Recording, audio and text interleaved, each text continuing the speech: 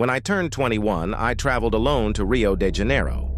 I was excited because my favorite DJ was going to perform there that weekend, and I always wanted to visit. I've traveled by myself many times before and never had any problems. The Airbnb I stayed in was a bit pricey and located a little outside the city, but it was really nice and cozy. It was like a small one-story house, but the inside was modern and clean. On Friday, when I arrived, I settled into the Airbnb, had dinner, and went to the rooftop venue where the DJ was playing.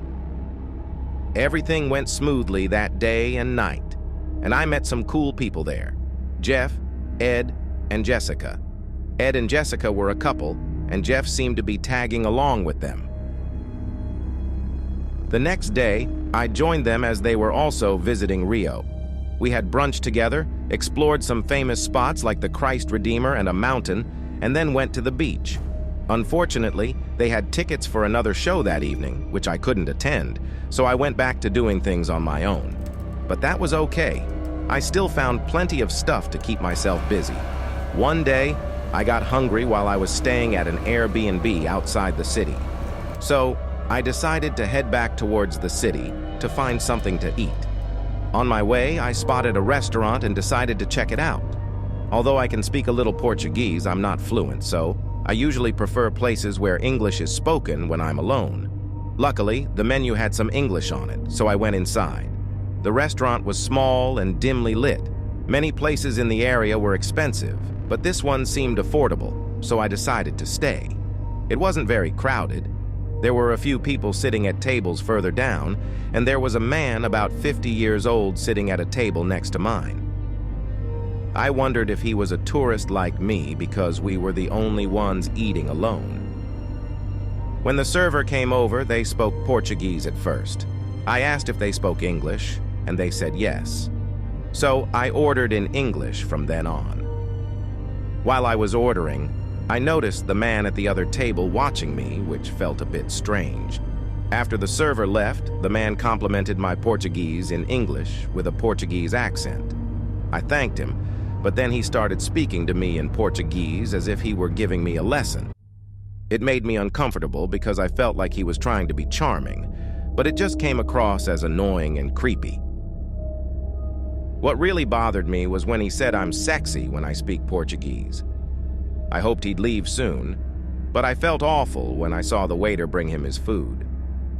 Luckily, my food arrived quickly. I ordered some pork stew. When he asked how my food was, I just said it was okay. He talked less while he ate, which was a relief. I ate quickly and asked for the bill because I didn't want to talk to him anymore.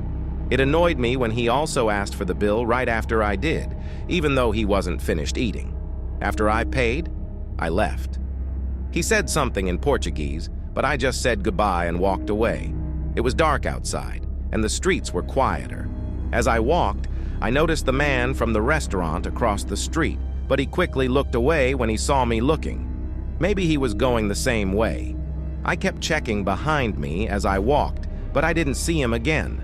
I went to the Airbnb and saw a man down the street staring at me. It scared me because I thought he was following me. Inside the house, I locked the door and closed all the blinds. I called my dad for advice, and he told me to stay alert and keep everything locked, and maybe even have a knife nearby. Later that night, I went to a bar downtown using Uber.